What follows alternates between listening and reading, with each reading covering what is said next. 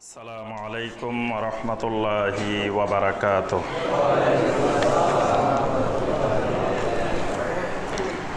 ইন্নাল হামদালিল্লাহ নাহমাদুহু ওয়া নাস্তাঈনুহু ওয়া নাস্তাগফিরুহু ওয়া নাউযু বিল্লাহি মিন শুরুরি আনফুসিনা ওয়া মিন সাইয়্যাতি আমালিনা।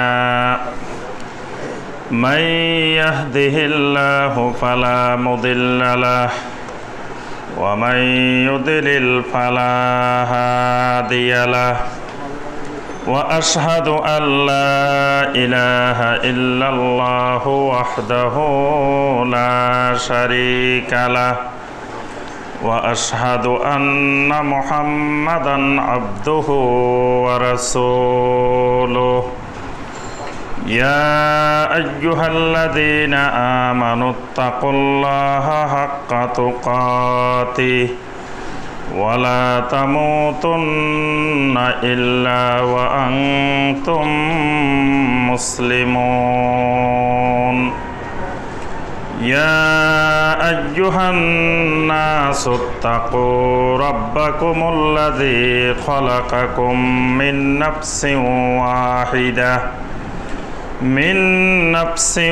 واحدة وخلق منها زوجها وبث منهما رجالا كثيرا ونساء واتقوا الله الذي تساءلون به والأرحام إن الله كان عليكم رقيبا يا أيها الذين آمنوا اتقوا الله وقولوا قولا سديدا يصلح لكم أعمالكم ويغفر لكم ذنوبكم ومن يطع الله ورسوله فقد فاز فوزا عظيما اللهم صل على محمد وعلى آل محمد كما صليت على إبراهيم وعلى آل إبراهيم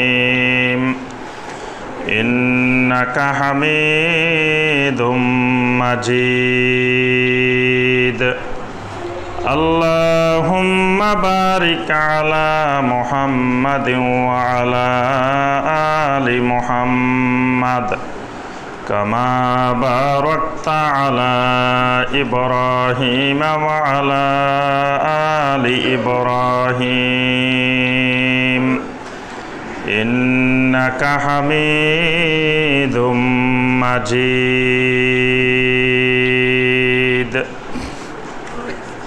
সম্মানিত উলামায়ে কেরাম, সম্মানিত দিনদার মুসলিম ভাই এবং বোনেরা, আল্লাহ রব্বুল আলামিনের দরবারে কোটি কোটি শুকরিয়া যে মহান রব্বুল আলামিন আমাদেরকে 1440 হিজরি সনের 27শে রবিউল সানি তারিখে সলাতুল জুমুআ আদায় এবং খুতবাতুল জুমুআ শোনার উদ্দেশ্যে আল্লাহ রব্বুল আলামিনের পবিত্র ঘর মসজিদে উপস্থিত হওয়ার পরে কোরআনে কারীম এবং হাদিসে নববী সাল্লাল্লাহু আলাইহি ওয়াসাল্লাম থেকে আল্লাহ রব্বুল আলামিনের দ্বীন সম্পর্কে কিছু কথাবার্তা বলার এবং শোনার তৌফিক দিয়েছেন, সে মহান রব্বুল আলামিনের শুকর আদায় করি, সকলে বলি আলহামদুলিল্লাহ।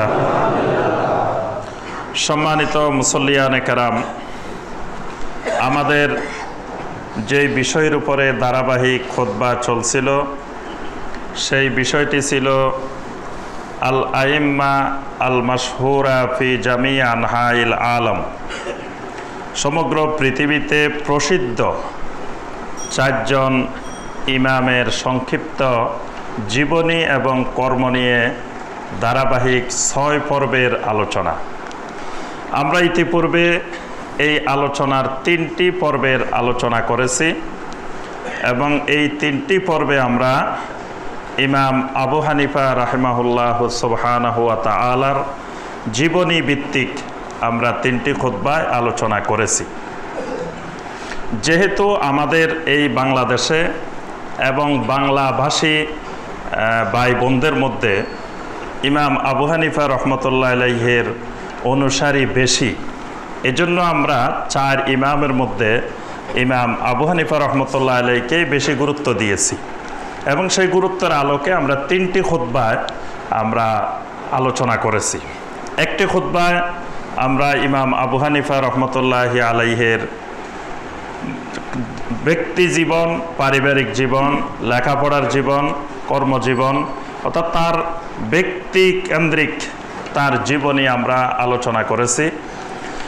দ্বিতীয় খুতবায় আমরা আলোচনা করেছি ইমাম আবু হানিফা রহমতুল্লাহ আলাইহির বিরুদ্ধে সমসাময়িক এবং তার পরবর্তী সালাফদের মধ্য থেকে বড় বড় ফুকাহায়ে কেরাম, মুহাদ্দিসিনে কেরাম, মুফাসসিরিনে কেরাম এবং আকীদার বিশেষজ্ঞগণ যে সকল অভিযোগ করেছেন সেই অভিযোগগুলোর আলোচনা এবং পর্যালোচনা।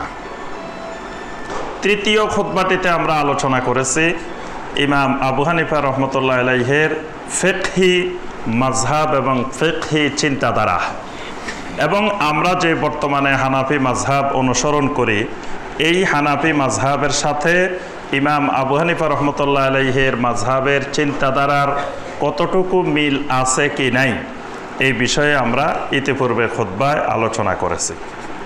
আজকের খুতবায় আমরা আরেকজন সম্মানিত ফিকহের জগতে এবং এলমে হাদিসের জগতে প্রসিদ্ধ একজন ইমাম, যাকে বলা হয় ইমামু দারুল হিজরা ওয়াস সুন্নাহ, যিনি দারুল হিজরা এবং দারুস সুন্নাহর প্রসিদ্ধ ইমাম। তার নামটা কি? মাশাআল্লাহ, ইমাম মালিক ইবনে আনাস ইবনে মালিক রাহিমাহুল্লাহ। তার একটি আলাদা বৈশিষ্ট্য হলো তার ওস্তাদেরাও ওলামায়ে মাদিনা, তার ছাত্ররাও ওলামায়ে মাদিনা, সুবহানাল্লাহ, এবং তিনি নিজেও একজন ওলামায়ে মাদিনা, মদিনা মুনাওয়ারার একজন বিশিষ্ট আলেম, এবং তিনি মসজিদে নববীর সম্মানিত ইমাম ছিলেন। দীর্ঘদিন তিনি মসজিদে নববীর ইমামের দায়িত্ব পালন করেছেন, সুবহানাল্লাহ। সুতরাং তিনি এমন এক জায়গায় বসবাস করেছেন যেখানে কিয়ামত পর্যন্ত বিশুদ্ধ, নির্ভেজাল, দাজ্জাল মুক্ত, ফিতনা মুক্ত ঈমান, আমল, এলেম বিদ্যমান থাকবে, সুবহানাল্লাহ। এইরকম একটি জায়গায় তিনি বড় হয়েছেন, লেখাপড়া করেছেন, এলেম চর্চা করেছেন এবং সেখানে বসে এলেম শিক্ষা দিয়েছেন।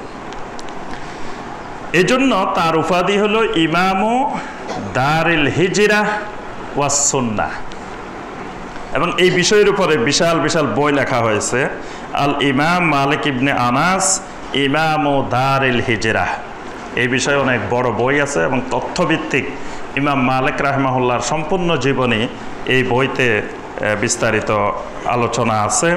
কেউ যদি আমরা বিস্তারিত ইমাম মালিক রাহিমাহুল্লাহ সম্পর্কে জানতে চাই, এই বইটা আমরা পড়ালেখা করলে আমরা ইমাম মালিক রাহিমাহুল্লাহর সম্পূর্ণ জীবনী বিস্তারিত আমরা জানতে পারবো। বইটার নাম হলো আল ইমাম মালিক ইবনে আনাস ইমামু দারুল হিজরা, লেখক হলেন আব্দুল গানি হাফেজাহুল্লাহ, তিনি এই বইটি লিখেছেন। তো এই বইটি আমরা বিস্তারিত জীবনীর জন্য ইমাম মালিক রাহিমাহুল্লাহ আমরা প্রথমেই বলছি যে তার উপাধি হলো ইমামু দারুল হিজরা ওয়াস সুন্নাহ। মদিনার অনেকগুলো সুন্দর সুন্দর নাম আছে, তার মধ্যে মদিনার একটি সুন্দর নাম হলো দারুল হিজরা। এটি হিজরতের স্থান। নবী সাল্লাল্লাহু আলাইহি সাল্লাম যেখানে হিজরত করে প্রত্যাবর্তন করেছেন সেই জায়গাটা হলো দারুল হিজরা। আবার এটার আরেকটা নাম আছে দারুস সুন্নাহ। এটা হলো দারুস সুন্নাহ, সুন্নতের রাজধানী, সুন্নার রাজধানী, সুন্নার আশ্রয়স্থল। পৃথিবীর কোনো জায়গায় যদি সুন্নাহ না থাকে, এই মদিনাতে কিয়ামত পর্যন্ত সুন্নাহ বিদ্যমান থাকবে, সুবহানাল্লাহ, এবং মদিনা থেকে সুন্নাহ হারাবে না। এজন্যই আমরা এই বাংলাদেশে এবং সারা দুনিয়াতে আমরা মানুষকে ওলামায়ে মদিনার দিকে, মদিনার এলেমের দিকে, মদিনার আমলের দিকে, মদিনার ঈমানের দিকে আমরা দাওয়াত দিই। কারণ এটাই একমাত্র আমাদের শেষ ভরসা স্থল। মানে সারা দুনিয়াতে যখন দাজ্জালের ফিতনা, বিভিন্ন রকমের ফিতনা বিস্তার লাভ করবে, সেই ফিতনার আন্ডারে এই বাংলাদেশ, ইন্ডিয়া, পাকিস্তান, এই উপমহাদেশ সব ফিতনার আন্ডারে থাকবে। কিন্তু মক্কা মুকাররমা এবং মদিনা মুনাওয়ারা, এই দুটি জায়গাকে আল্লাহ সুবহানাহু ওয়া তাআলা এই সমস্ত ফিতনা থেকে মুক্ত রাখবেন। তো সুতরাং ওই জায়গার আমল, ওই জায়গার ঈমান, ওই জায়গার এলেম যদি আমরা অনুসরণ করি, তাহলে বুঝবো যে আমরা সহি ঈমানের উপরে, এলেমের উপরে, আমলের উপরে আছি। এবং ওই ওলামায়ে কেরামদেরকে যদি আমরা অনুসরণ করি, ইহসানের সাথে যদি আমরা ইত্তেবা করি, যারা যুগ যুগ ধরে যুগের পরিক্রমায় সাহাবায়ে কেরাম, তাবেঈন, তাবে তাবেঈন, তারপরে ওলামায়ে সালাফদেরকে যারা পর্যায়ক্রমে ইত্তেবা করে আসছেন, তাদেরকে যদি আমরা ইত্তেবা করি, তাহলে বুঝতে হবে যে আমি আলহামদুলিল্লাহ হকের উপরে আছি। এই জন্য আমরা এই দেশে যে দাওয়াতটা দিই, যে শিরক মুক্ত তাওহীদি ঈমানের দাওয়াত দিই, যে বেদাত মুক্ত সুন্নতি আমলের দাওয়াত দিই, এটার গোড়া, এটার মূল মার্কাজ, মূল কেন্দ্র দারুল হিজরা, দারুস সুন্নাহ, মদিনা মুনাওয়ারা। এই জন্য আমরা বারবার বলি যে সম্মানিত ভাইয়েরা, যদি আমাদের আমলের ব্যাপারে, যদি আমাদের আকীদার ব্যাপারে কোনো ধরনের প্রশ্ন থাকে, সমস্যা থাকে, আপনার জন্য আমাদের মার্কাজ, আমাদের কেন্দ্র মদিনা মুনাওয়ারা 24 ঘন্টা খোলা আছে। এবং পৃথিবীর বিশ্ববিখ্যাত ওলামায়ে কেরাম আলহামদুলিল্লাহ এখনও মদিনা মুনাওয়ারার যেই ওলামায়ে কেরামদেরকে আমরা অনুসরণ করি, ওনাদের মতো আলেম বর্তমান দুনিয়াতে নাই। সুবহানাল্লাহ। এটা একেবারে পাগল, অন্ধ স্বীকার করতে বাধ্য হবে যে মদিনার ওলামায়ে কেরামের মতো আলেম দুনিয়াতে, বর্তমান দুনিয়াতে আর নাই। আমরা ওনাদের ছাত্র হওয়ারও যোগ্যতা হয় নাই। এরকম আলেম আলহামদুলিল্লাহ এখনো মদিনা মুনাওয়ারাতে, মসজিদে নববীতে এখনো বিদ্যমান। এবং আমরা তো আলহামদুলিল্লাহ লক্ষ লক্ষ মানুষ প্রতি বছর হজে যাচ্ছি। এই জন্য আমরা সবাইকে অনুরোধ করি যে মদিনা মুনাওয়ারায় গিয়ে মসজিদে নববীর যে হালাকাগুলো হচ্ছে, দার্স হচ্ছে, একটু বসার চেষ্টা করবেন। ওই আলেমদের কথাগুলো, আপনি আরবি কথাগুলো বুঝেন আর না বুঝেন, তাদের চেহারা দেখলে, তাদের কথা বুঝলে, কথা শুনলে, তাও আপনি বুঝতে পারবেন যে আলেম কাকে বলে, আলেমের বৈশিষ্ট্য কি। আলেম মানে চিৎকার দিয়ে মাইক ভেঙে ফেলা না। ওই ওলামায়ে কেরামের আলোচনা শুনলে বুঝবেন যে আমাদের সালাফেরা, সাহাবায়ে কেরাম, তাবেঈন, তাবে তাবেঈন কিভাবে কথা বলতেন, তাদের কথার বৈশিষ্ট্য কি ছিল, তারা কিভাবে কথা বলতেন, কিভাবে তাওহীদের দাওয়াত দিতেন, কিভাবে ইলমি মাজলিসে বসতেন, এইগুলোও হলেও মিনিমাম বুঝতে পারবেন, তার কথাটা না বুঝলেও, এবং তার ইলমের গভীরতা বুঝতে পারবেন। এই জন্যই আমরা আজকে যার জীবনে আলোচনা করব, উনি সেই মদিনা মুনাওয়ারার একজন সম্মানিত আলেম। তার নাম হলো মালিক ইবনে আনাস ইবনে মালিক, মানে তার দাদার নামও মালিক। ওনার আব্বার নাম হলো আনাস, ওনার নাম হলো মালিক। আরব দেশে এরকম দাদার নাম আবার নাতির নাম, নাতির নাম আবার নাতির নাম, এইভাবে পর্যায়ক্রমে তারা কোনো নামটাকে হারায় না, মানে পর্যায়ক্রমে তাদের বংশ নামগুলো চলতে থাকে। তো এই জন্য ওনার দাদার নামও ছিল মালিক, ওনার নামও মালিক, বাবার নাম হলো আনাস। ইমাম শাফি রহমতুল্লাহ আলাইহি ওনার ছাত্র। ইমাম শাফি রহমত, ছাত্র দেখলে বোঝা যায় ওস্তাদ কেমন হইতে পারে, কারণ গাছের ফল দেখলে বোঝা যায় এটা কি গাছ। এজন্য ছাত্র দেখলে বোঝা যায় যে এই ছাত্রের ওস্তাদ কেমন হইতে পারে। তো ইমাম শাফি রহমতুল্লাহ আলাইহির ওস্তাদ হইলেন ইমাম মালিক রাহিমাহুল্লাহ। তো ইমাম শাফি তার ওস্তাদের ব্যাপারে একটা সুন্দর কথা বলছেন। তিনি বলছেন যে ইযা যুকিরাল উলামাউ ফা মালিক আন নাজম ওয়া মালিক হুজ্জাতুল্লাহি আলা খালকিহি বাদাত তাবিঈন। বলছেন যে ইযা যুকিরাল উলামাউ, আমরা যদি সমগ্র পৃথিবীতে ওলামায়ে কেরাম নিয়ে আলোচনা করি, আলেম নিয়ে আলোচনা করি, তো ফা মালিক আন নাজম, ইমাম মালিক হলো একটা নক্ষত্র। সুবহানাল্লাহ।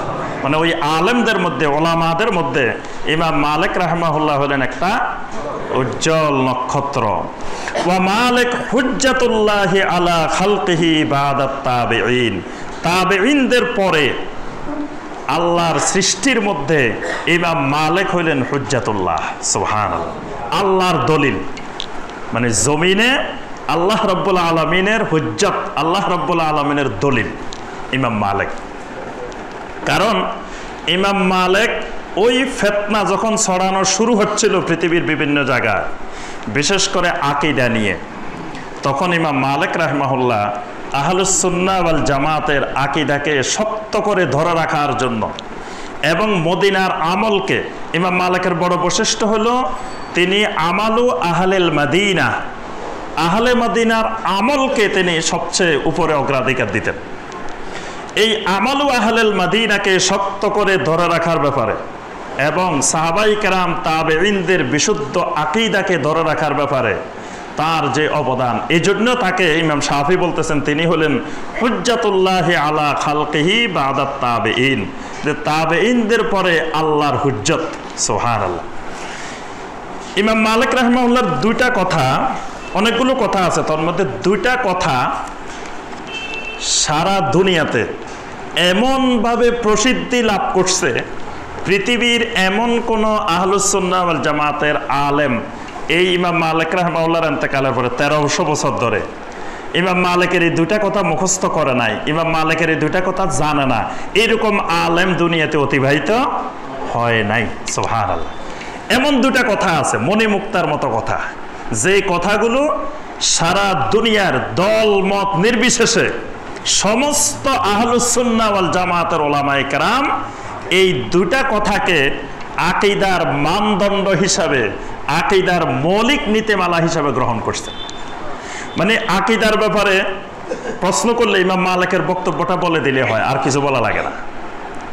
এই বক্তব্যটা একবারে সারা দুনিয়াতে স্বর্ণাক্ষরে খচিত। সেটা ছিল আল্লাহ রাব্বুল আলামিনের সিফাত নিয়ে, আল্লাহ সুবহানাহু ওয়া তাআলার গুণাবলী, আল্লাহর সিফাত। সাহাবাই কেরাম তাবেঈনে কেরামদের আকীদা ছিল তারা আল্লাহর সিফাতকে কখনো ব্যাখ্যা করতেন না। যেভাবে রাব্বুল আলামিন কোরআনে কারিমে বলছেন, নবী সাল্লাল্লাহু আলাইহি সাল্লাম যেভাবে সহিহ হাদিসে বলছেন, সেইভাবে স্বাভাবিক অর্থে, সরল অর্থে তারা বিশ্বাস করতেন। এটার কোনো ব্যাখ্যা বিশ্লেষণের দিকে তারা যেতেন না। তবে এটার ধরনও তারা ব্যাখ্যা করতেন না, কারণ এটার ধরন আমরা জানি না, আল্লাহ সুবহানাহু ওয়া তাআলাই জানেন। কিন্তু আল্লাহ সুবহানাহু ওয়া তাআলা যতটুকু বলছেন ততটুকু যেভাবে বলছেন সেভাবেই মেনে নিতে হবে। এটাই ছিল আহলুস সুন্নাহ ওয়াল জামাতের আকীদা। কিন্তু ইমাম মালিক রাহিমাহুল্লাহ দেখলেন তাবেঈনদের পরে পৃথিবীর বিভিন্ন জায়গায় মানুষেরা এই সিফাতগুলোকে ব্যাখ্যা বিশ্লেষণ করা শুরু করছে। সাহাবায়ে কেরাম তাবেঈনে কেরাম বিশ্বাস করতেন যে আল্লাহ রাব্বুল আলামিন থাকেন ফিস সামা ফাওকাল আরশ। আল্লাহ কোথায়, এই প্রশ্ন জিজ্ঞেস করলে সমস্ত সাহাবায়ে কেরাম, সমস্ত তাবেঈনে কেরাম বলতেন কোথায়? ফিস সামা ফাওকাল আরশ, আল্লাহ আসমানে, আকাশে থাকেন, আল্লাহ আরশের উপরে থাকেন। কিন্তু ইমাম মালিক রাহিমাহুল্লাহ দেখলেন কিছু মানুষ বলতেছে, কয় না আল্লাহ সব জায়গায় বিরাজমান, আল্লাহ সর্বত্র বিরাজমান। দেখেন সেই যুগে, সেই ইমাম মালিক রাহিমাহুল্লাহ 93 হিজরিতে জন্ম, 179 হিজরিতে তার মৃত্যু। সেই সময় কিছু লোক বের হয়ে গেছে যারা বলতেছে না আল্লাহ আরশে নাই, আল্লাহ আকাশে না, আল্লাহ সর্বত্র, সব জায়গায়। তো এই জন্য শাইখ বিন বাজ রাহিমাহুল্লাহ তিনি বলছেন যে আন্না আহলাস সুন্নাহ ওয়াল জামাআহ মিন আসহাবের রাসূল সাল্লাল্লাহু আলাইহি সাল্লাম ওয়াত তাবিঈনা লাহুম বিইহসান। রাসূল সাল্লাল্লাহু আলাইহি সাল্লামের সমস্ত সাহাবীরা, এই সাহাবায়ে কেরামদেরকে যারা ইহসানের সাথে ইত্তেবা করেছেন, যুগে যুগে যত উলামায়ে কেরাম সাহাবায়ে কেরামদেরকে ইত্তেবা করছেন ইহসানের সাথে। সাহাবায়ে কেরামদেরকে ইহসানের সাথে ইত্তেবা করলে আল্লাহ পাক তাদেরকে জান্নাতে সুসংবাদ দিয়েছেন। সুবহানাল্লাহ। সূরা তাওবার 100 নম্বর আয়াত আল্লাহ পাক বলেন ওয়াল্লাযীনা তাবাউহুম বিইহসান, যারা আমার নবীর সাহাবীদেরকে ইহসানের সাথে ইত্তেবা করবে, আ'আদ্দা লাহুম জান্নাত, আল্লাহ তাদের জন্য জান্নাত তৈরি করে রেখেছেন। সুবহানাল্লাহ। তো এজন্য শাইখ বিন বাজ রাহিমাহুল্লাহ বলতেছেন যে সমস্ত সাহাবায়ে কেরাম এবং তাদেরকে যারা ইহসানের সাথে ইত্তেবা করেছে, এরা সবাই একমত আন্নাল্লাহা ফিস সামা ওয়া আন্নাহু ফাওকাল আরশ ওয়া আন্নাল আইদি তুরফাউ ইলাইহি সুবহানাহু।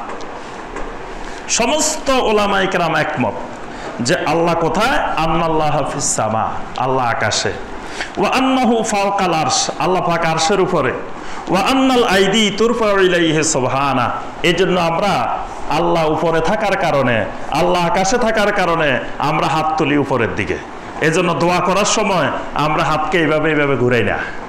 আল্লাহ যদি সব জায়গায় হয় তাহলে বলতে হবে কিভাবে? রব্বানা যালামনা আনফুসানা ওয়া ইল্লাম তাগফির লানা ওয়া তারহামনা লানাকুনান্না মিনাল খাসিরিন। এভাবে ঘুরে ঘুরে বলতে হবে। এইভাবে ধরে রাখলে তো একদিকে হয়ে গেল।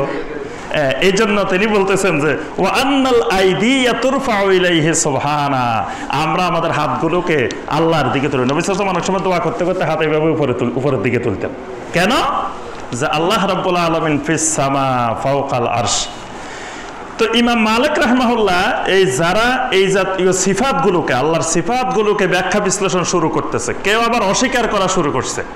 কেউ বলতেছে না না নাউজুবিল্লাহ, আল্লাহর এগুলা নাই, আল্লাহর হাত নাই, আল্লাহর এটা নাই। আল্লাহ বলতেছে আমার হাত আছে, কয় না আল্লাহর হাত নাই। এখন হাতের ধরনটা আমরা জানি না, কিন্তু আল্লাহ তো বলতেছেন হাত আছে। তা আল্লাহ বলতেছে আমি অস্বীকার করার কে? কারণ আল্লাহ না বললে আমরা জানতাম কিভাবে আল্লাহর হাত আছে? আল্লাহ নিজেই বলতেছে আমার হাত আছে। তা আল্লাহ যেহেতু বলতেছে আমরা বিশ্বাস করবো আছে, কিন্তু কেমন? আল্লাহ বলছে লাইসা কামিসলিহি শাই, যে আমার মতো কোনো সৃষ্টি জগতের কিছু আমার মতো না। তাহলে হাত আল্লাহর হাত আল্লাহর মতোই, সৃষ্টি জগতের কিছুর মতো না। আর এটা জানা আমাদের জরুরি না আল্লাহর হাতটা কেমন। আমাদের জন্য জরুরি হলো আল্লাহ যতটুকু জানাইছেন এতটুকু, এর থেকে উপরে যাওয়া যাবে না। এবং হাতটা কেমন এটা নিয়ে ব্যাখ্যা বিশ্লেষণ প্রশ্ন করা যাবে না, আলোচনা করা যাবে না। শুধু যতটুকু আল্লাহ বলছেন ততটুকুর মধ্যে সীমাবদ্ধ থাকতে হবে। কিন্তু আল্লাহ সুবহানাহু ওয়া তাআলা বলছেন আমি অস্বীকার করা, তার অর্থ হলো আমি ওহীকে অস্বীকার করলাম। ওহীর ব্যাখ্যা দেওয়ার দায়িত্ব আল্লাহ পাক একজনকে দিয়েছেন। তিনি কে?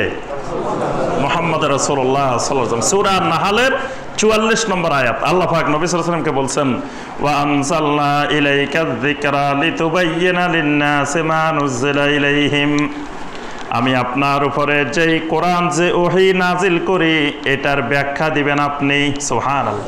লিতুবাইয়িনা লিন-নাস, আপনি দুনিয়ার সমস্ত মানুষকে বয়ান করে ব্যাখ্যা করে বুঝাই দিবেন। সুতরাং নবী সাল্লাল্লাহু আলাইহি ওয়াসাল্লামের পরে আর কারো এটার বয়ান দেওয়ার, ব্যাখ্যা দেওয়ার, ওহীর ব্যাখ্যা দেওয়ার অধিকার আর নাই। তো সুতরাং আল্লাহর ওহীকে অস্বীকার করলে ঈমানে থাকবে না। সুতরাং ওহী অস্বীকার করা যাবে না। ওহী যেভাবে নাজিল হয়েছে, যেভাবে আল্লাহ জানাইছেন এইটার উপর ঈমান আনতে হবে। তখন ইমাম মালিক রাহিমাহুল্লাহ যারা আল্লাহর সিফাতকে অস্বীকার করে, যারা ব্যাখ্যা করে, এই মানুষগুলোর মোকাবেলায় একটা বাক্য আহলুস সুন্নাহ ওয়াল জামাতের আকীদা হিসেবে তিনি বলতেন সব সময়। এই বাক্যটা কিয়ামত পর্যন্ত স্বর্ণাক্ষরে লিখিত থাকবে। তিনি বলতেন আল ইস্তাওয়া মা'লুমুন ওয়াল কাইফু মাজহুলুন ওয়াল ঈমানু বিহি ওয়াজিবুন ওয়াস সুআলু আনহু বিদআতুন। এটাই আহলুস সুন্নাহ ওয়াল জামাতের আকীদা।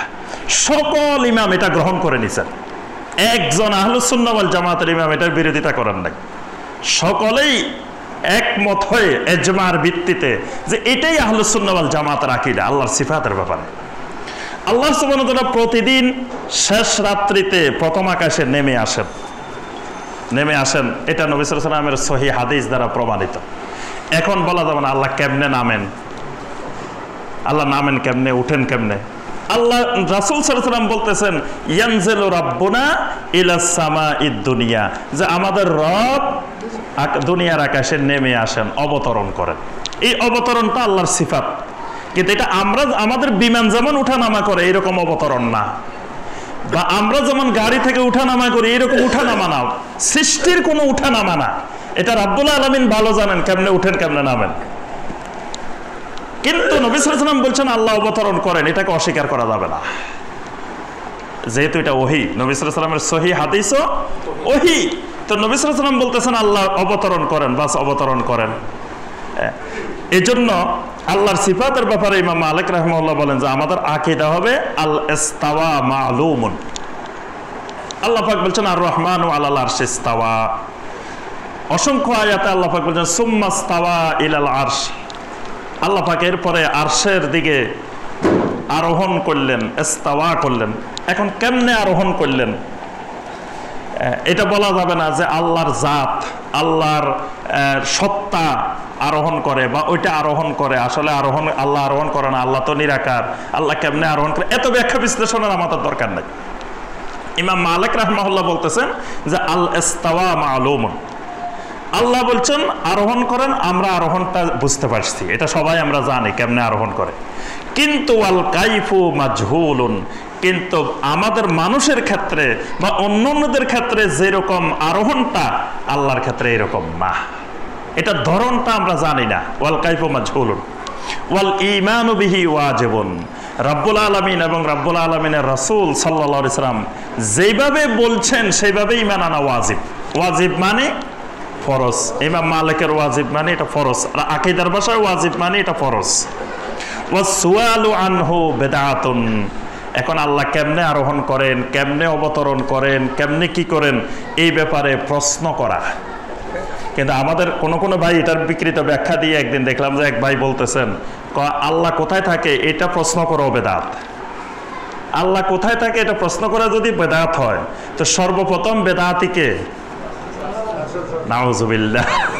আল্লাহ রাসূল সাল্লাল্লাহু আলাইহি ওয়াসাল্লাম একজন মহিলাকে জিজ্ঞাসা করছেন আইন আল্লাহ, আল্লাহ কোথায়, ঈমান পরীক্ষা করার জন্য প্রশ্ন করছেন আইন আল্লাহ।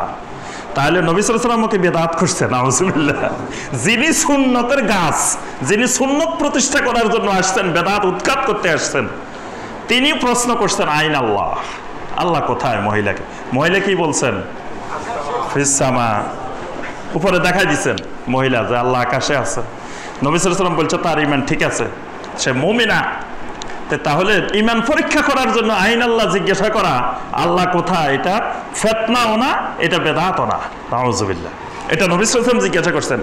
এবং এখানে ওয়াসসুআলু আনহু বিদআতুন, যে সুয়ালের কথা বলা হয়েছে এই সুয়াল হলো আল্লাহর কাইফিয়ত নিয়ে, সিফাতের কাইফিয়ত, সিফাতের ধরন নিয়ে প্রশ্ন করা যাবে না যে আল্লাহ কেমনে উঠেন, কেমনে নামেন।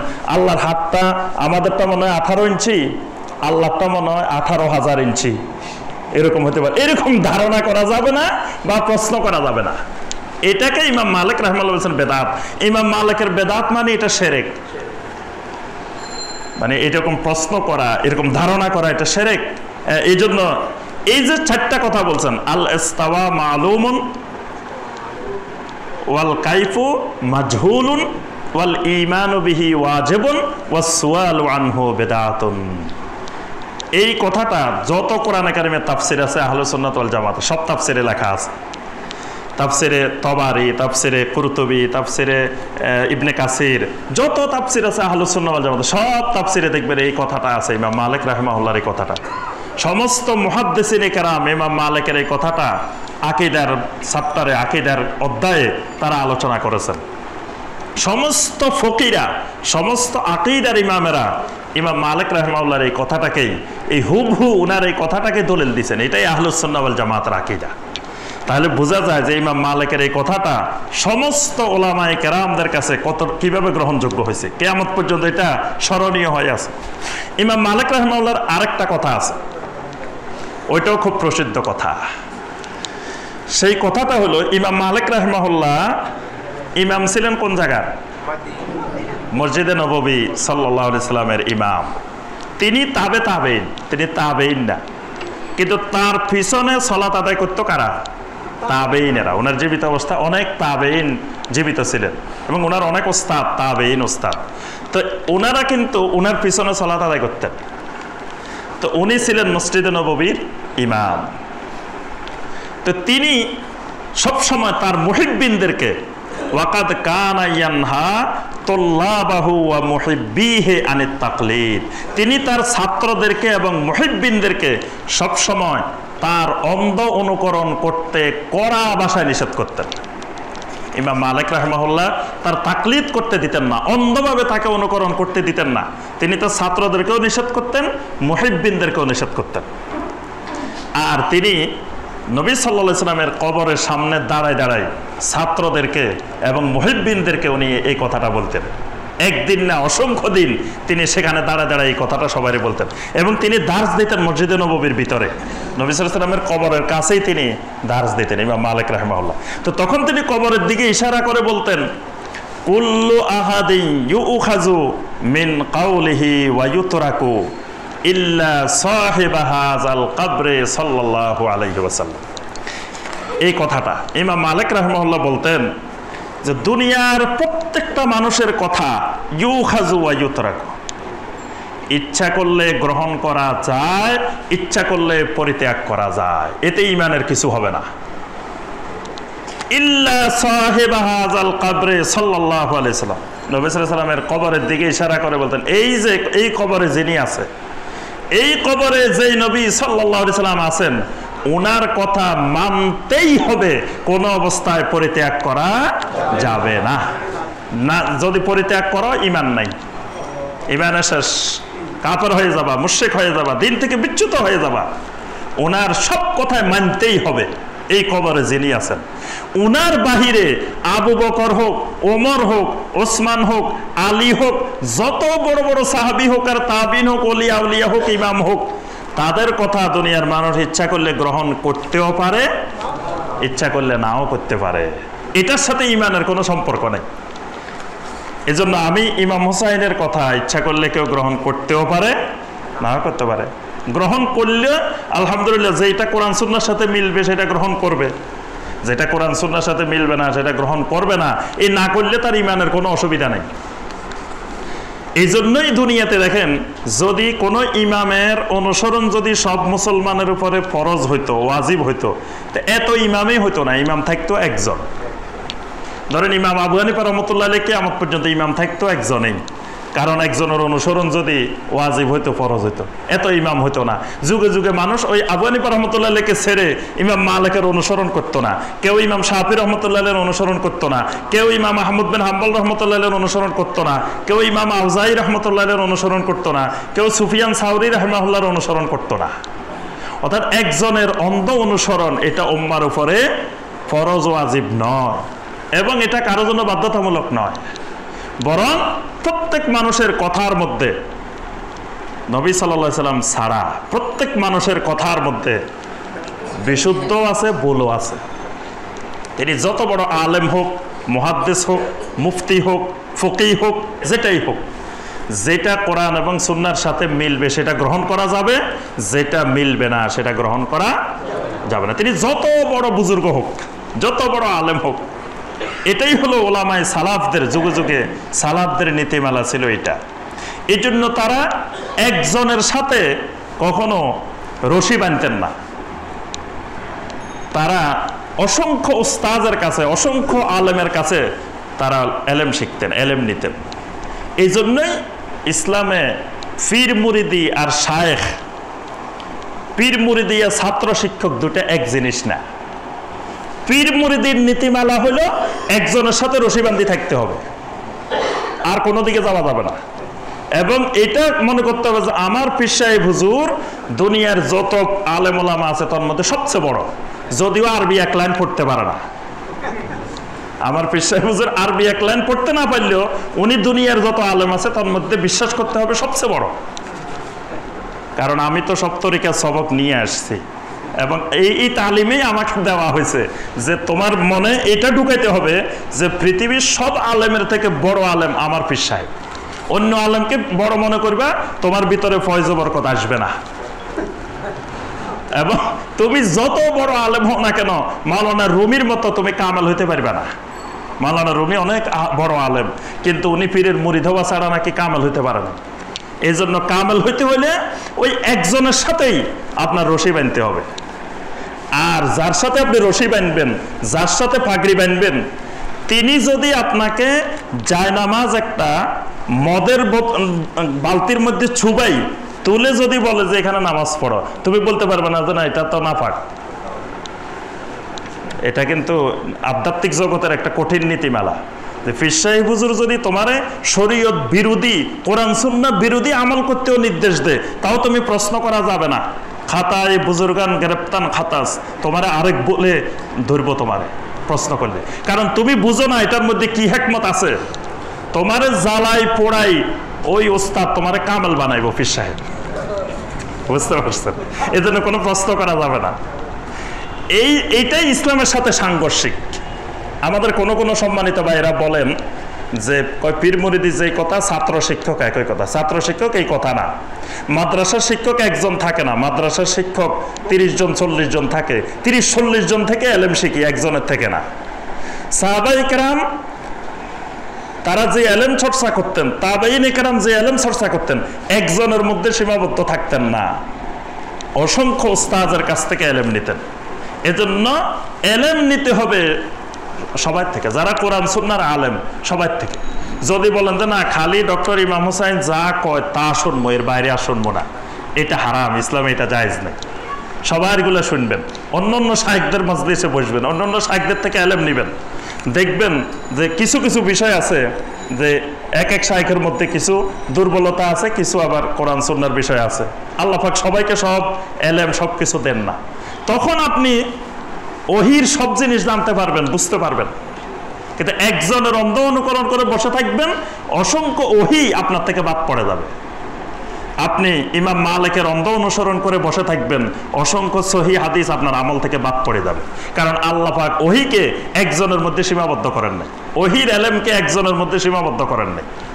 এই জন্য ইমাম মালিক রাহমাহুল্লাহর কিতাব মুয়াত্তা ইমাম মালিক, এটাকে যখন সংবিধান করার জন্য আব্বাসী খলিফারা চেয়েছিলেন, তিনি বলছেন না, এটা সংবিধান করা যাবে না, কারণ অনেক সহি হাদিস রয়ে গেছে যেগুলো আমি সংগ্রহ করতে পারি নাই, কারণ আমি মক্কা মদিনার বাইরে যাই নাই।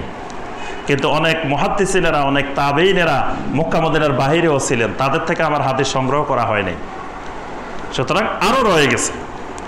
এই জন্য ইমাম মালিক রাহমাহুল্লাহর এই কথাটা কিয়ামত পর্যন্ত স্বর্ণাক্ষরে লেখা থাকবে, খুব প্রসিদ্ধ কথা, সবাই এটা গ্রহণ করছেন। এই জন্য আবু নুআইম একজন বড় আলেম, ইমাম মালিক রাহমাহুল্লাহ ছাত্র, তিনি বলতেছেন যে সাআলতু মালিকান আন শাইইন ফাকাল লি ইন আরাদতাল ইলম ফাআকিম বিল মাদিনা ফাইন্নাল কুরআন লাম ইয়ানজিল আলাল ফুরাত। তিনি আবু নুআইম রাহমাহুল্লাহ বলেন, আমি একদিন আমার ওস্তাদ ইমাম মালিক রাহমাহুল্লাহকে জিজ্ঞাসা করলাম যে আমি বড় আলেম হতে চাই, এলেম শিখতে চাই, বিশুদ্ধ এলেম চাই, আমাকে একটু পরামর্শ দেন। তো ইমাম মালিক বলেন ইন আরাদতাল ইলম ফাআকিম বিল মাদিনা, যদি এলেম চাও তো মদিনা থাকো, কারণ ফাইন্নাল কুরআন লাম ইয়ানজিল আলাল ফুরাত, কোরআন ফোরাত নদীর তীরে নাজিল হয় নাই, কোরআন মদিনা নাজিল হয়েছে। সুবহানাল্লাহ। ইমাম মালিক রাহমাহুল্লাহ তার ছাত্রকে বলতেছেন কোরআন ফোরাত নদীর তীরে ইরাকে নাজিল হয় নাই, দাজলা নদীর তীরে, ফোরাত নদীর তীরে ওখানে নাজিল হয় নাই, কোরআন নাজিল হয়েছে মদিনা, এলেম চাইলে মদিনা থাকো। সুবহানাল্লাহ। এই জন্য অসংখ্য মুহাদ্দিসিন সাহাবায়ে কেরাম তারা থাকতেন মদিনা, অসংখ্য তাবেঈনে কেরাম বড় বড় ওলামাদের তারা থাকতেন মদিনা, তাবেঈদের সবচেয়ে বড় আলেমদের অংশ থাকতেন কোথায়? মদিনা। অর্থাৎ মদিনা কখনো বড় আলেম শূন্য হয় নাই, যুগে যুগে যুগের পরিক্রমা এখানে আল্লাহ পাক বড় বড় আলেমদেরকে দিয়ে এলেমের নগরীকে, এলেমের শহরকে আল্লাহ পাক জিন্দা রেখেছেন। এখনো এলেম জিন্দা, কারণ দুনিয়ার মানুষের একটা আশ্রয়স্থল, নিরাপদ আশ্রয়স্থল তো লাগবে, এক জায়গা না এক জায়গায় যাইতে হবে মানুষের শেষ পর্যন্ত। তো সেই জায়গাটা কোথায়? মদিনা মুনাওয়ারা। ইমাম মালিক রাহমাহুল্লাহর বাপের নাম হলো আনাস ইবনে মালিক।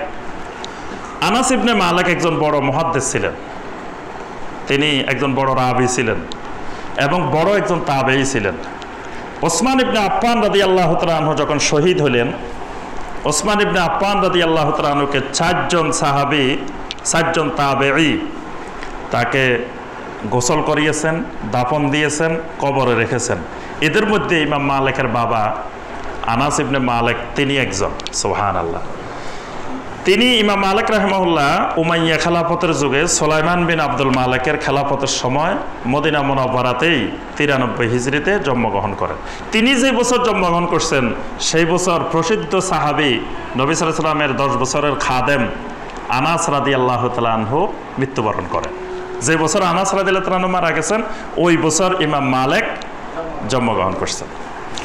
তিনি মদিনার বড় বড় আলেমদের থেকে ইলম শিখেন। তার বড় বড় উস্তাদদের মধ্যে সাঈদ ইবনে মুসাইয়্যিব রাহিমাহুল্লাহ, ইবনে আব্বাসের ছাত্র সাঈদ ইবনে মুসাইয়্যিব রাহিমাহুল্লাহ, ওরওয়া একজন বড় প্রসিদ্ধ তাবেঈ, ওরওয়া ইবনে জুবায়ের। এই ওরওয়া রাহিমাহুল্লাহ তিনি ছিলেন তার ওস্তাদ। ওয়াল কাসেম ওয়া হুমাইদ ওয়া গায়রুহুম, এই বড় বড় এই মদিনার ওলামাদের থেকে তিনি ইলম শিখেছেন।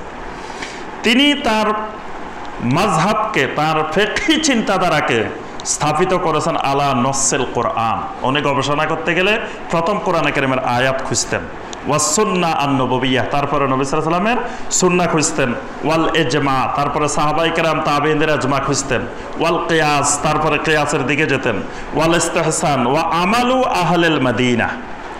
তিনি আহলে মদিনার আমলকে হুজ্জত হিসাবে, দলিল হিসাবে পেশ করতেন। ওয়া কাউলুস সাহাবী, সাহাবায়ে কেরামের কাউলকে দলিল হিসাবে তিনি পেশ করতেন। তিনি ওলামায়ে মাদিনার, আমরা প্রথমেই বলছি যে তিনি ওলামায়ে মাদিনার আলেম, ওলামায়ে মাদিনার একজন আলেম।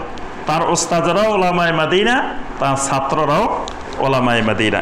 আমরা ওলামায়ে মাদিনার জন্য ইমাম মালিক মদিনার বাইরে যেতেন না, শুধু হজে গেলে অতি দ্রুত তাড়াতাড়ি হজ শেষ করে আবার মদিনা চলে আসতেন। আর সবসময় আল্লাহর কাছে দোয়া করতেন, যে দোয়াটা করছিলেন ওমর ইবনে খাত্তাব রাদিয়াল্লাহু তাআলা, সহিহ আল বুখারীর 1769 নম্বর হাদিস। ওমর ইবনে খাত্তাব রাদিয়াল্লাহু তাআলা সবসময় আল্লাহর কাছে একটা দোয়া করতেন।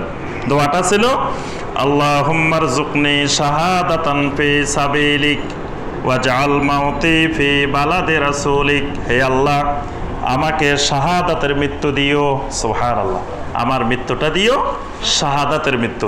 ওয়াজআল মাউতি ফি বালাদি রাসূলিক, আর মৃত্যুটা দিও তোমার রাসূলের শহরে, সুবহানাল্লাহ, তোমার রাসূলের শহরে আমার মৃত্যু দিও। দোয়াটা ছিল ওমর ইবনে খাত্তাব রাদিয়াল্লাহু তাআলা।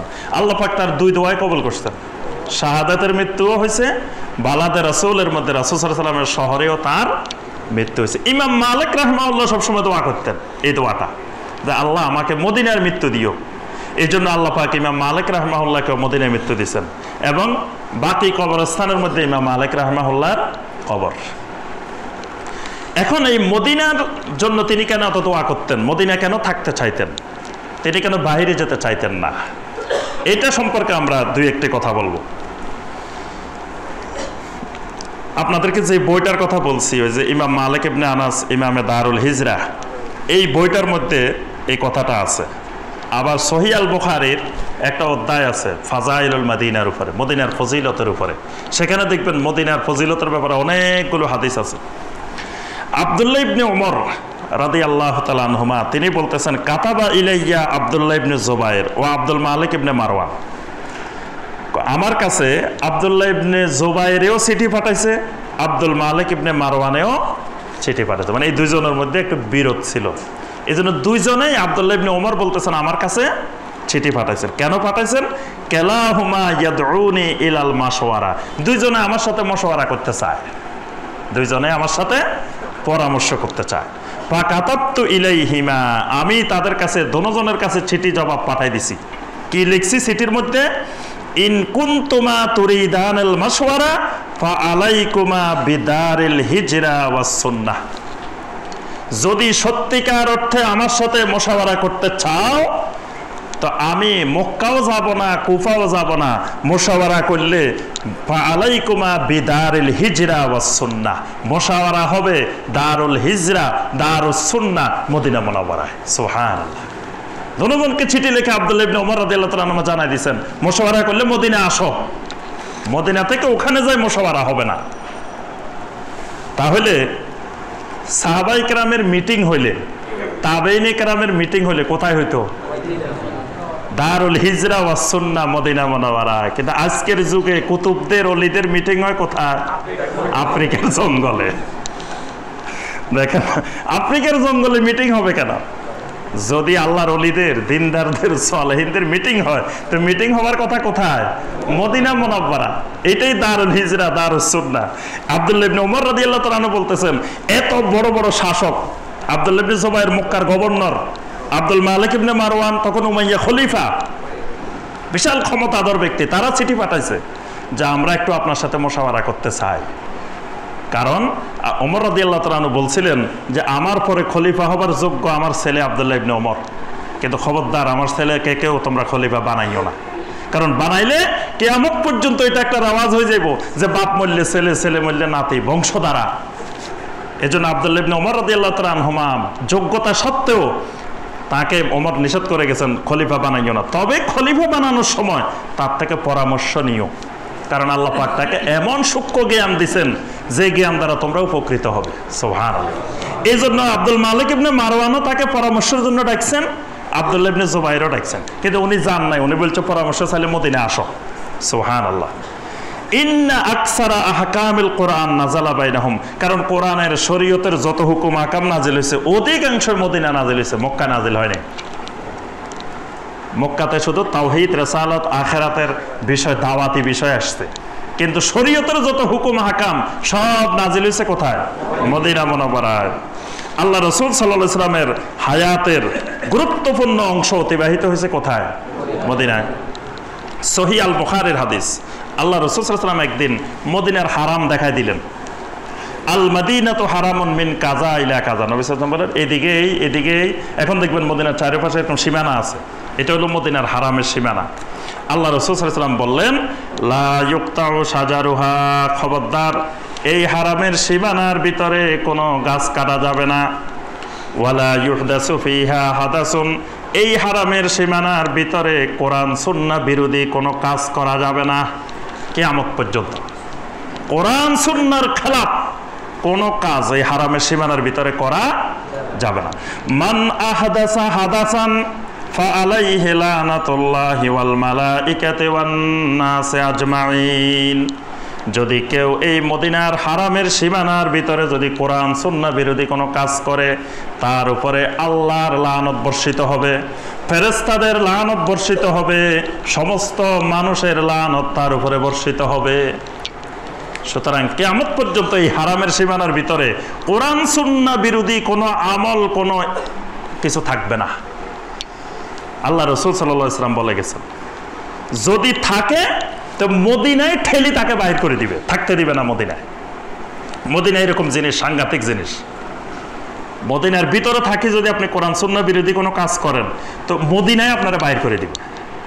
আল্লাহ রাসূল সাল্লাল্লাহু আলাইহি ওয়াসাল্লাম সেই কথা বলছেন, উমিরতু বিকারিয়াতিন তাকুলুল কুরা, আল্লাহ রাব্বুল আলামিন আমাকে স্বপ্ন যোগে এমন একটা এলাকায় হিজরতের জন্য দেখিয়েছেন, তাকুলুল কুরা, যেই এলাকাটা দুনিয়ার সমস্ত এলাকার নেতৃত্ব দিবে।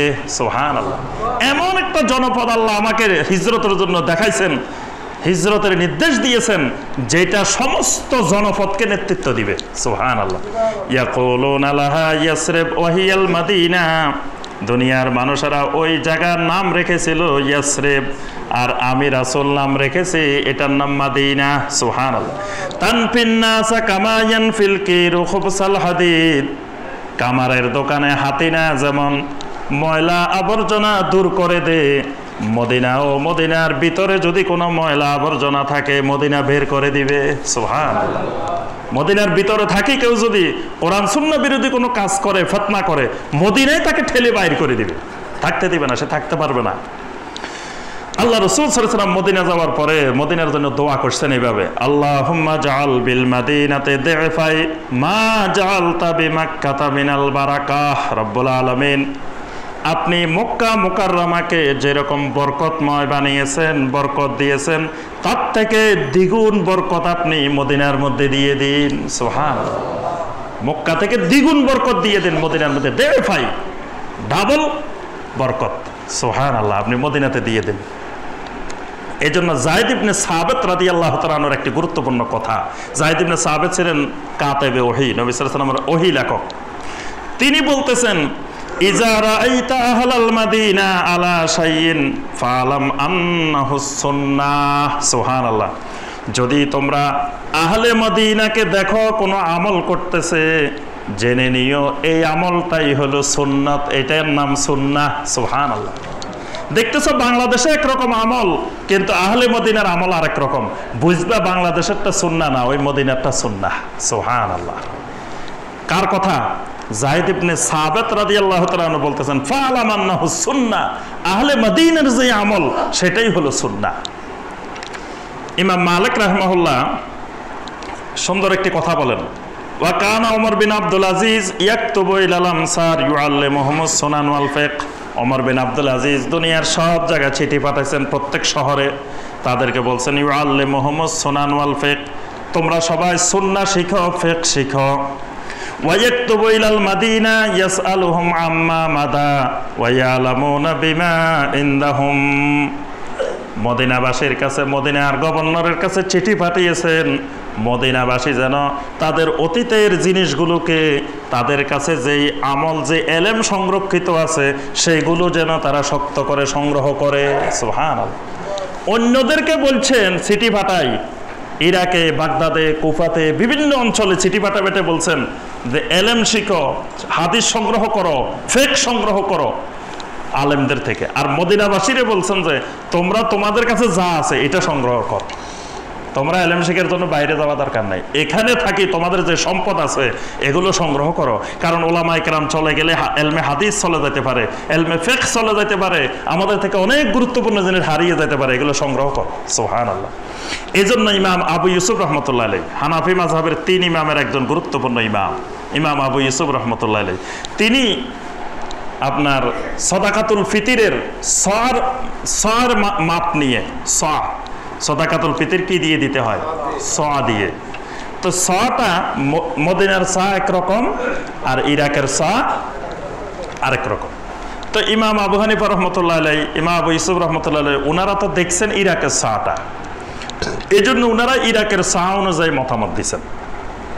এখন ইমাম আবু ইউসুফ রহমতুল্লাহ আলাইহি যখন রাষ্ট্রের প্রধান কাজী, তখন তিনি চিন্তা করলেন, ওনার কাছে খবর গেল যে ইরাকের সাথে মদিনার মিল নেই। উনি তখন সরাসরি মদিনা চলে গেলেন, কারণ আহলে মদিনার আমলটাই সুন্নাহ, আহলে ইরাকের আমল সুন্নাহ না। তখন তিনি আসলেন মদিনা এসে মদিনাবাসীকে বললেন, ভাইয়েরা আপনাদের কাছে যত পুরানা আমলের আছে সব নিয়ে আসেন এখানে মসজিদে নববীর সামনে, যত পুরানা আনতে পারেন। তখন পুরানা আমলের সব এখানে আনা হলো। আনার পরে আবু ইউসুফ রহমতুল্লাহ আলাইহি পরীক্ষা করে দেখলেন যে এটার সাথে ইরাকেরটা মিল নাই, এটা ইরাকের গুলার থেকে ছোট। তখন তিনি বললেন যে এটাই হলো সুন্নাহ, মদিনারটাই সুন্নাহ, কারণ আমার রাসূল সাল্লাল্লাহু আলাইহি ওয়াসাল্লাম মদিনার দিয়েই সাদাকাতুল ফিতর আদায় করছেন। এবং সাথে সাথে এই কথা বলছেন যে আজকে যদি আমার উস্তাদ ইমাম আবু হানিফা রাহমাতুল্লাহ আলাইহি বেঁচে থাকতেন, তিনিও তার মত পরিত্যাগ করে এই মদিনার কে তিনি গ্রহণ করতেন। কিন্তু আমার উস্তাদের কাছে মদিনার পৌঁছে নাই, এই জন্য আমার ওস্তাদ ওখানে যেটা পাইছেন ইরাকে, তিনি ধারণা করছেন যে মদিনা থেকে তো অনেক সাহাবী, অনেক তাবেঈ কুফা গেছেন, বাগদাদ গেছেন, তারা হয়তো এটা সাথে করে নিয়ে গেছেন, এজন্য উনি সেটাকে মদিনার মনে করছেন। কিন্তু আসলে মদিনারটার সাথে সেটার একটু বেশ কম আছে। আমাদের এলাকাও এক সময় যখন ওই যে এই মাপগুলো ছিল, তখন কিন্তু সব এলাকায় একরকম ছিল না, কোনো এলাকারটা একটু বড় ছিল, কোনো এলাকারটা একটু ছোট ছিল, আরবেও কিন্তু এরকম ছিল। তাহলে দেখেন পূর্ববর্তী সকল ইমামেরা ফিরে আসতেন কোথায়? মদিনা, আহলে মদিনার আমলটাকে দেখতেন।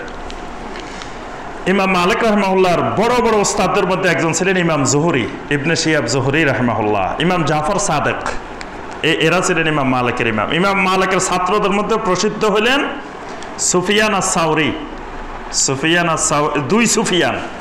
দুই সুফিয়ানেই ইমাম মালিক রাহিমাহুল্লাহর ছাত্র। তারপরে আপনার ইবনে জুরাইজ, লাইস ইবনে সাদ, ইবনে মুবারক, ইমাম শাফি, এরা হলো ইমাম মালিকের বড় বড় ছাত্র ছিলেন। ইমাম মালিকের সবচেয়ে প্রসিদ্ধ গ্রন্থ হলো কিতাবুল মুয়াত্তা, হাদিসের গ্রন্থ মুয়াত্তা ইমাম মালিক নামে যেটা প্রসিদ্ধ। এছাড়াও তার আরো অনেক গ্রন্থ আছে, তাফসির আছে ইমাম মালিকের, আর তাফসির লি গারিবিল কোরআন, তাফসিরে গারিবুল কোরআন, এটা ইমাম মালিক রাহিমাহুল্লাহর তাফসির। আর ইমাম মালিক রাহিমাহুল্লাহ সবসময় বলতেন ইজতিহাদের সূচনা মদিনা থেকে। সুতরাং ঈমান যেমন সূচনা মদিনা থেকে, নবী সাল্লাল্লাহু আলাইহি ওয়াসাল্লাম বলছেন আবার কিয়ামতের আগে ঈমান, ইন্নাল ঈমান লা ইয়ারজু ইলাল মাদিনা, কিয়ামতের আগে ঈমান আবার মদিনায় আশ্রয় নেবে। ঠিক ইজতিহাদ, ফিকহি গবেষণা, এটারও সূচনা মদিনা থেকে। কেমনে সূচনা? কারণ আবু বকর রাদিয়াল্লাহু আনহু সর্বপ্রথম মুস্তাহিদ, তিনি প্রথম ইজতিহাদ করছেন যে এক গ্রুপ লোক নামাজ পড়বে, যাকাত দিবে না। নতুন মাসালা যে 5 ওয়াক্ত নামাজ জামাতে পড়বো, কোনো অসুবিধা নাই, তাদের কোনো আপত্তি নেই, ইসলামের সব মানবো, কিন্তু যাকাত দিবে না। তখন আবু বকর চিন্তা পড়ে গেলেন যে এই লোকগুলোর এখন কি বলা যায়, আপনি কাফেরও বলতে পারবেন না, মুসলমানও বলতে পারবেন না, জাকাত দিবে না, কিন্তু নামাজ তো পড়ে। নবী সাল্লাল্লাহু আলাইহি ওয়াসাল্লাম আবার বলছেন যতক্ষণ নামাজ পড়ে তখন তার বিরুদ্ধে কোনো জিহাদও করা যাবে না। তখন বড় বড় সাহাবায়ে কেরামদেরকে নিয়ে মুশাওয়ারায় বসলেন। তখন বড় বড় সাহাবীরা বলল কিচ্ছু করা যাবে না, তারা তো নামাজ পড়ে, তারা নামাজি, জাকাত না দিলে নাই, কিন্তু আপনি তাদের বিরুদ্ধে কিছু করতে পারবেন না। আবু বকর রাদিয়াল্লাহু তাআলা আনহু বলেছেন ওয়াল্লাহি লা উকাতিলান্না মান ফাররাকা বাইনা সলাতি ওয়াজ যাকাত। আবু বকর রাদিয়াল্লাহু তাআলা কি সুন্দর ইস্তেহাদ করলেন, তিনি বললেন যে আল্লাহ পাক কোরআনে কারিমে অসংখ্য জায়গায় বলছেন ওয়া আকিমুস সালাতা ওয়া আতুজ যাকাত, সালাত এবং যাকাতকে একসাথে বলছেন, আলাদা করেন নাই। সুতরাং কেউ যদি আলাদা করে তার ঈমান নাই, আলাদা করা যাবে না। যে নামাজ পড়বে যাকাতও দিতে হবে, যে যাকাত দিবে নামাজও পড়তে হবে। যদি আলাদা করে ঈমান নাই, আল্লাহর কসম আমি আবু বকর যে নামাজ আর যাকাতকে আলাদা করে তার বিরুদ্ধে জিহাদ করব। এটাই আবু বকর রাদিয়াল্লাহু তাআলা আনহুর ইস্তেহাদ। তখন সমস্ত সাহাবায়ে কেরামের ইজমা হয়ে গেছে, সবাই এটা মেনে নিচ্ছেন আবু বকরের ইস্তেহাদ। এবং ওমর রাদিয়াল্লাহু তাআলা বলেন আল্লাহর কসম আমাদের কাছে মনে হচ্ছিল আল্লাহ পাক আবু বকরের বক্ষকে প্রশস্ত করে দিয়েছেন। সুবহানাল্লাহ। তো এজন্য ইমাম মালিক বলতেন যে আবু বকর ইস্তেহাদ দিয়ে মদিনা থেকে ইস্তেহাদ শুরু হয়েছে। সুতরাং এই মদিনার ইস্তেহাদকে ইমাম মালিক রাহমাহুল্লাহ সবসময় গুরুত্ব দিতেন। এজন্য ইমাম মালিকের প্রসিদ্ধ কিতাব হলো মুয়াত্তা। শাহ ওলিউল্লাহ মুহাদ্দিস দেহলভী রহমাতুল্লাহ আলাইহি, তিনি এই উপমহাদেশের সকল আলেমের গোড়া, যত তরিকা, যত ফেরকা, যত রকমের আলেম আছেন সবার গোড়া কিন্তু এই উপমহাদেশে শাহ ওলিউল্লাহ মুহাদ্দিস দেহলভী রহমাতুল্লাহ আলাইহি। তিনি হাদিসের কিতাবগুলোকে তিন ভাগে ভাগ করছেন। তিনি বলছেন এক নম্বর লিস্টে 3টা হাদিসের কিতাব, সহিহ আল বুখারী, সহিহ মুসলিম, মুয়াত্তা ইমাম মালিক। 2 নম্বর লিস্টে 4টা হাদিসের কিতাব, তিনি বলছেন জামে আত-তিরমিজি, সুনানে আবু দাউদ, সুনান আন-নাসাই, মুসনাদে ইমাম আহমদ ইবনে হাম্বল। এই 4টা হলো দ্বিতীয় স্তর। তিনি বলছেন প্রথম স্তরের 3টার মধ্যে কোনো দয়ীফ হাদিস, জাল হাদিস নাই, সব সহিহ হাদিস, বুখারী, মুসলিম আর মুয়াত্তা। আর দ্বিতীয় স্তরে 4টা, তিরমিজি, আবু দাউদ, নাসাই, মুসনাদে ইমাম আহমদ। এই 4টার মধ্যে দয়ীফ হাদিস আছে, জাল হাদিস নাই। এটা শাহ ওলিউল্লাহ মুহাদ্দিস দেহলভী রাহমাতুল্লাহ আলাইহির মতে। এই 4টার মধ্যে দয়ীফ হাদিস আছে, জাল নাই। আর এর বাইরে যত হাদিসের কিতাব আছে এগুলোর মধ্যে সহিহও আছে, দয়ীফও আছে, জালও আছে, 3 রকমের আছে। কিন্তু এই 4টার মধ্যে জাল নাই, শুধু দয়ীফ আছে।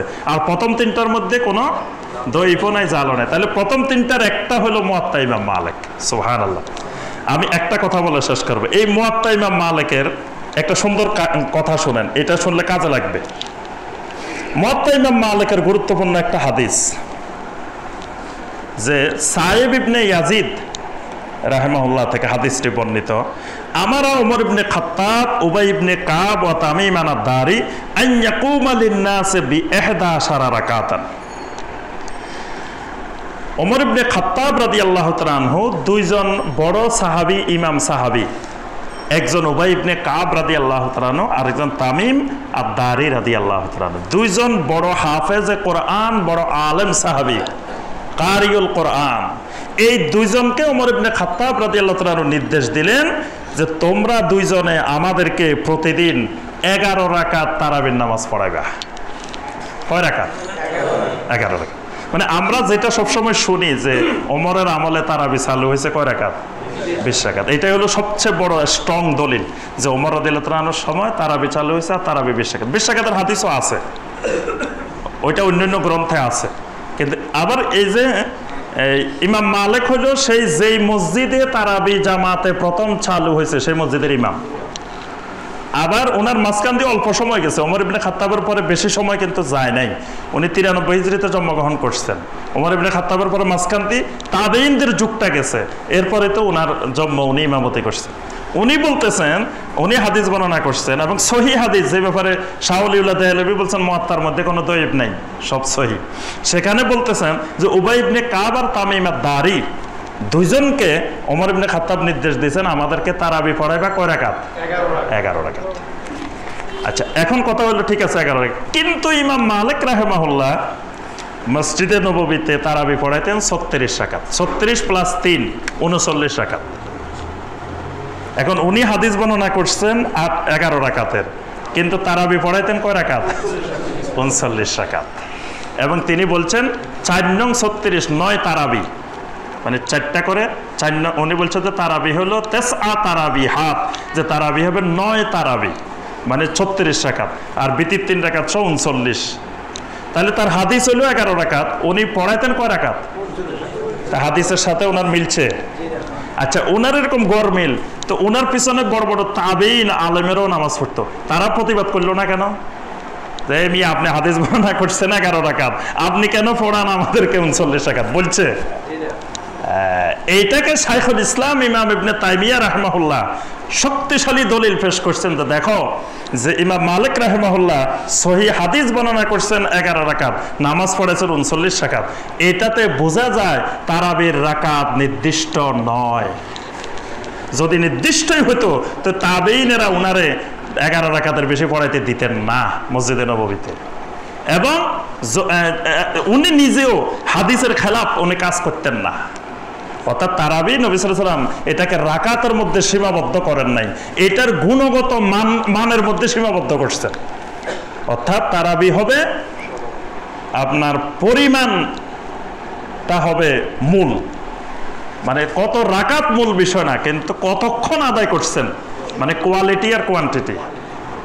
এটার কোয়ালিটিটা কেমন, এটাই মুখ্য বিষয়। আপনি 20 রাকাত পড়ছেন এমন 4G গতিতে, 5G গতিতে, আপনার মোবাইলের থেকে এটার গতি আরো বেশি। মোবাইল যদি 4G হয়, ইন্টারনেট 4G, এটা 5G গতি। এই গতিতে আপনি তারাবি পড়াই 20 রাকাত পড়ে ফেলছেন। আরেকজন আস্তে আস্তে তারতিল আকারে যেভাবে কোরআন তেলাওয়াত করা দরকার সেভাবে 8 রাকাত পড়ছেন। কারটা উত্তম? এই জন্য তারাবির রাকাত নিয়ে বাড়াবাড়ি করা যাবে না। এটার রাকাত আপনি যা পড়তে পারেন, 8 রাকাত থেকে শুরু করে আপনি 40 রাকাত পর্যন্ত পড়েন, যত রাকাত পড়ে, কিন্তু এটার কোয়ালিটি সুন্দর করতে হবে, তেলাওয়াত সুন্দর করতে হবে। আয়েশা রাদিয়াল্লাহু তাআলা তারাবির হাদিস বর্ণনা করে বলছেন, ফালা তাসআল আন হুসনিহিন্না ওয়া তুলিহিন্না। নবী সাল্লাল্লাহু আলাইহি ওয়াসাল্লামের এই রাত্রিকালীন সালাতটা কত সুন্দর ছিল, কত লম্বা ছিল, সেটা তোমরা আমাকে প্রশ্ন করিও। ওই সৌন্দর্যটা, লম্বাটা, এটাই মূল বিষয়। এবং ইমাম মালিকের এই মুয়াত্তা ইমাম মালিকের এই হাদিসের মধ্যে আছে যে এক এক রাকাতে এরা 200 আয়াত তেলাওয়াত করতো। যে ইমাম নিয়োগ দিছে উবাই ইবনে কাব আর তামিম আদ-দারি, এই ইমাম সাহেবেরা এক রাকাতে 200 আয়াত করে তেলাওয়াত করতো। আমরা দাঁড়াইতে পারতাম না, পরে আমরা সবাই লাঠি নিয়ে আসছি, লাঠির উপরে ভর করে করে দাঁড়াইতাম, কারণ 200 আয়াত তেলাওয়াত করা কি কম বিষয় নাকি এক রাকাতে? তো এতক্ষণ পর্যন্ত দাঁড়াবো কেমনে? এই জন্য আমরা লাঠি দিয়ে ভর করে দাঁড়াইতাম, এরকম করে দাঁড়াতাম। তাহলে এখানে একটা গুরুত্বপূর্ণ ইমাম শাইখুল ইসলাম ইবনে তাইমিয়া রাহমাহুল্লাহর দলিল যে ইমাম মালিকের হাদিস হলো 11 রাকাতের, পড়াইতেন 39 রাকাত। তাহলে এইভাবে বোঝা যায় যে এটাকে কোনো রাকাতের মধ্যে সীমাবদ্ধ করা এবং এটার বেশি পড়া যাবে না, কম পড়া যাবে না, এটা করা যাবে না। বরং আমি কতক্ষণ আদায় করতে পারতেছি। আর দেখেন, যেগুলো নিয়ে ফরজ পড়তেই হবে এগুলোর মধ্যে আল্লাহ রাসূল সাল্লাল্লাহু আলাইহি ওয়াসাল্লাম কোনো একতলাফের সুযোগ রাখেন নাই। ফজরের 2 রাকাত 2 রাকাতেই, জোহরের 4 রাকাত 4 রাকাতেই, আসরের 4 রাকাত, মাগরিবের 3 রাকাত, এশার 4 রাকাত, কোনো একতলাফ আছে? জুমার 2 রাকাত, কোনো একতলাফ আছে? এগুলো ফরজ, এই জন্য এগুলো কোনো একতলাফের সুযোগ রাখা হয় নাই। আর ওটা সুন্নত নামাজ, নফল নামাজ, এই জন্য ওইটার মধ্যে সুযোগ রাখা হয়েছে। এই জন্য আমরা সবাইকে অনুরোধ করবো আমরা এটা নিয়ে যেন বাড়াবাড়ি না করি। আল্লাহ সুবহানাহু ওয়া তাআলা আমাদের সবাইকে এই সকল উলামায়ে মাদিনা, যেই ওলামায়ে মাদিনা এই ইমাম মালিকের মতো যারা ওলামায়ে মাদিনা ছিলেন। এই জন্য আরেকটা কথা বলে আমি শেষ করতেছি, আমরা একটু টাইম বেশি হয়, মনে কষ্ট নেন নাকি আপনারা? আমরা চেষ্টা করতেছি তো দ্রুত শেষ করার জন্য, কিন্তু কিছু কথা আছে না বললেই নয় একবারে। আর পুরো ইমাম মালিকের উপরে মানে 1000 পৃষ্ঠারে আমরা অল্প কতক্ষণে বলার চেষ্টা করি, পুরো ইমাম মালিকের উপরে একটা খুতবা। তো শেষ কথাটা যেটা, সেটা হলো দেখেন, যদি একজন ইমামের আপনি অন্ধভাবে অনুসরণ করেন আর বাকিদেরকে টোটালি বাদে দিয়ে দেন, তো ইমাম মালিকের মতো ইমাম, আল্লাহু আকবার, উলামায়ে মাদিনার ইমাম, ওনারা আপনি ইত্তেবা করবেন না কেন? ওনার অনুসরণ করবেন না কেন? ওনার অসুবিধা কি? ওনার দোষ কি? হ্যাঁ, ওনারা আপনি বাদ দিবেন কোন যুক্তিতে, কইভাবে? তিনিও আমাদের ইমাম। এই জন্য 4 ইমামের অনুসরণ করবেন, এক ইমামের না, 4 ইমামের অনুসরণ। 4 ইমামেই আমাদের কাছে সম্মানিত, 4 ইমামেই কোরআন সুন্নাহর আলেম, কোরআন সুন্নাহর মুজতাহিদ, এবং এক একজনের থেকে এক একজন কিন্তু মাশাআল্লাহ কম না। ইমাম মালিক উলামায়ে মাদিনার কত বড় আলেম দেখছেন, তাহলে ওনার অনুসরণ আমরা বাদ দিব কেন? ওনাকেও আমরা অনুসরণ করবো। আল্লাহ পাক আমাদের সবাইকে, উলিল আমদদেরকে, বিশেষ করে উলামায়ে মাদিনার ইত্তেবা করার, অনুসরণ করার আল্লাহ পাক তৌফিক দান করুন। আমিন ইয়া রাব্বাল আলামিন। সুবহানাকাল্লাহুম্মা বিহামদিকা আশহাদু আল্লা ইলাহা ইল্লা আনতা আস্তাগফিরুকা ওয়া আতুবু